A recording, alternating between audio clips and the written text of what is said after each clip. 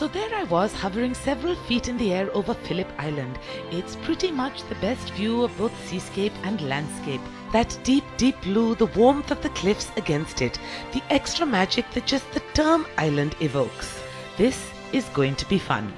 Phillip Island in South Victoria is just another one of those places of eye-popping natural beauty that Australia and Victoria in particular seem to just casually throw up. And whether from on high or on foot, it's a vision. Actually, it's several. From the wildlife, which I'll get to later, to its quieter corners, each one prettier than the last.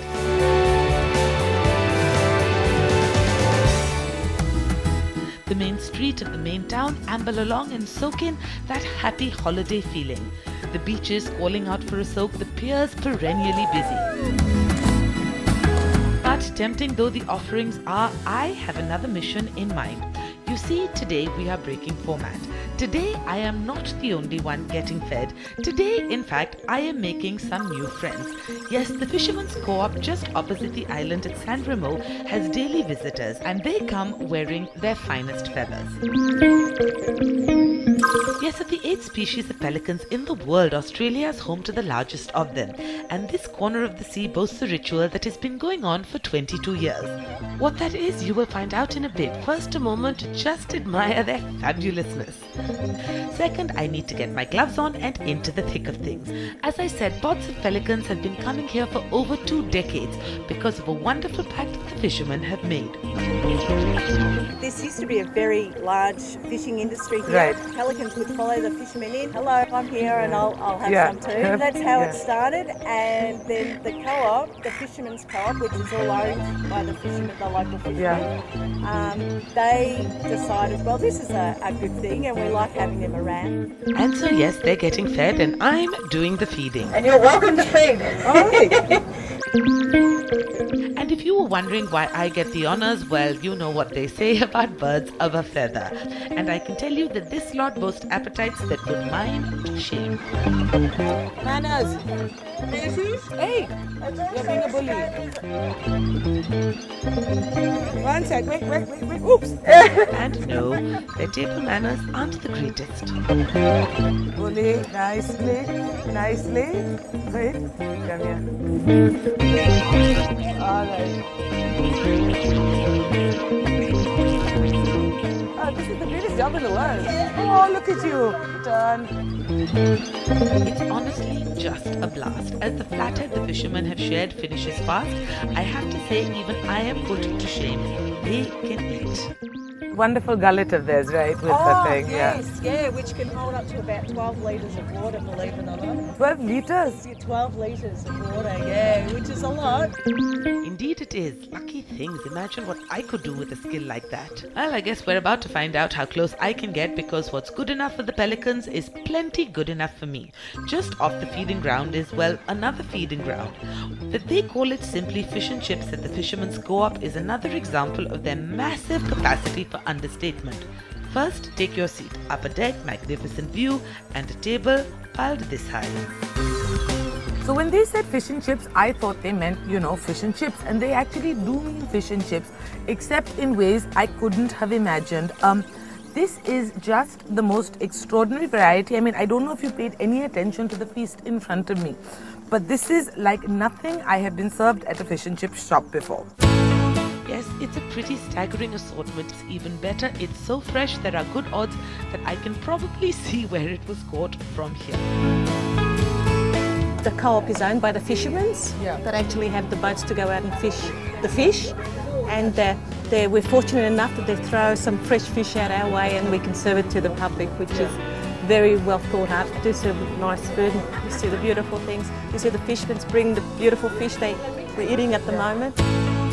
We'll start then with the staple they're named for. Good old-fashioned batter-fried fish with good old-fashioned solid thick-cut chips by the side. A squeeze of lime, a hefty dose of tartar sauce. This is everything it should be. Perfectly crisp on the outside, fleshy and flaky inside. All I can say is with this much food in front of me, rarely if ever have I envied those pelicans as I do right now. What I wouldn't give to just have a big fat, pouch in which I could just stuff all of this and then sit back and enjoy it at my leisure. And in that vein, the permutations are endless. What else is made better with batter? Big fat prawns or sweet succulent scallop? I'll have 2, please. Then the more. As promised, this is not a one-dimensional diner. Take for example the truly excellent flavor-packed squid in salt and pepper, or this seared shrimp and scallops with herbs. I mean, for what is, let's face it, an all-access eatery. The quality of food is quite something. Heavy on the freshness, heavy on the taste. Everything that you've got here is around just out here. Scallops, the prawns, the salmon's just from out there. And normally we've got fresh live crays as well, but we don't have any at the moment. Otherwise you would have feasted on that as well. You know what they say, location is everything, isn't it? And there's that salmon baked and glazed, but I had saved my favorite fish for last. Simple soul that was, I checked, swimming not 4 hours before I ate it. Laced with butter, garlic and parsley. It's so simple, it's perfect. Say this is the definition of summer beachside happiness. This is the embodiment of it. Everything else, fantastic. This beautiful fish drowning in garlic, parsley and butter. If there is anything that goes with beachside vacations more than this, lead me to it, but I'm not convinced such an animal exists. And since nothing in this part of the world is done by halves, it seems, it's all better, it's all bigger. Will that hold true for non-culinary experiences as well? As I head out, I suspect it will. At another corner of Phillip Island sits this pier, clearly a destination in itself. But I have a further one in mind, and Captain John Dickie is the man to get me there. We're actually going to be going out to Australia's largest breeding fursuit colony, and we're going to be seeing at least 10,000 seals. It's actually a nature show. So we get out there and get very close. There's so much variety of bird life on the way as well, and beautiful scenery. So and I say what? I'm saluting now, so can we head boatward? Yes. Yes, all right. So all aboard then, we are heading out to Seal Rocks. But the getting there promises to be as much fun as the destination itself. The sun, the sea, the shore in the distance, the endless spectacle of it. It's also, lucky me, a beautiful day. Like some scene from a movie. If someone told me we'd suddenly cut and jump to some magical movie set where I was going to be, you know, exploring some mystery in the middle of this island, I would not be surprised. Anything seems possible here. And then, wait a minute, I do believe we're there. Welcome to Seal Rocks. This is one of the largest breeding areas of Australian fur seals. This is, I guess, an opportunity for people to see the seals in their natural habitat, completely undisturbed. This is where they live, this is where they breed, where they eat, and we can get right up close without disturbing them in their natural habitat. Look at them, they're playing, they're frolicking, the rocks are covered, the sea is flooded. I thought they'd be a bit more timid of a big old boat, but no, not so much. They're very charismatic as well. They're very playful. They can come up to the boat and actually watch us. Except you couldn't hope to put on the show they do. And once you start paying attention, you begin to see the method in the madness. We could probably learn a thing or two from how seals choose to live. They have this space that's all to themselves where they fish, they swim, they sun themselves and they socialize. I mean, as combinations go, this one's hard to beat. God, look at them, they're so cute. Look at Fatso. Just look at Fatso trying to heave himself up over there.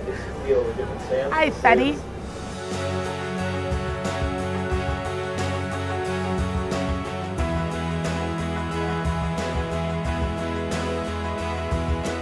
Just look at him. Tell me he is not posing shamelessly like a supermodel. Either that or he's working on the greatest stand a seal has ever known. He has not budged, just wings up, posing leisurely in the water.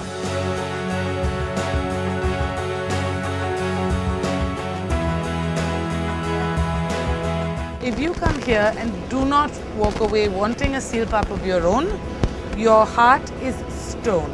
Stone. You can't take one, that is besides the point, you should want to.